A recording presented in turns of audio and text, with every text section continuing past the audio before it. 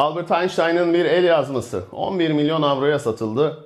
54 sayfalık notlarda görelilik teorisinin hesaplamaları vardı. Kimin aldıysa açıklanmadı.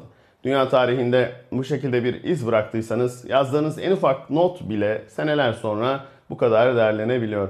Einstein bir gün Japonya'ya gitmişti. Orada bir otelde kalıyordu. Kat görevlisine bahşiş vermek istedi. Ancak Japonlarda bahşiş kültürü yoktur. Bahşiş vermeyi bazen hakaret gibi kabul ederler. Emekçi de bu işimin parçası, ben maaşımı alıyorum dedi. Bahşişi kabul etmedi.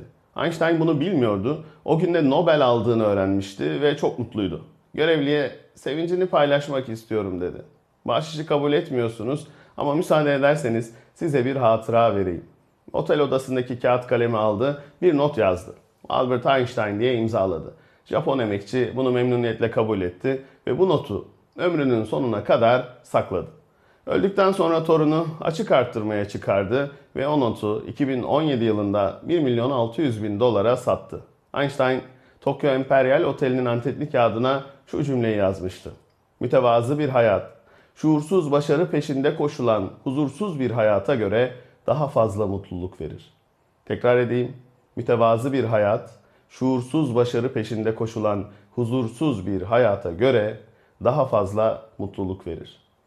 Bu cümleyi gerçekten anlamanın ederi 1 milyon 600 bin dolardan çok daha yüksektir. Çünkü mutluluk pazarda veya Amazon'da satılmıyor. Belki en iyi yatağı alabiliyorsunuz ama huzurlu bir uykuyu satın alamıyorsunuz. Belki en pahalı evi alabiliyorsunuz ama mutlu bir yuvayı alamıyorsunuz.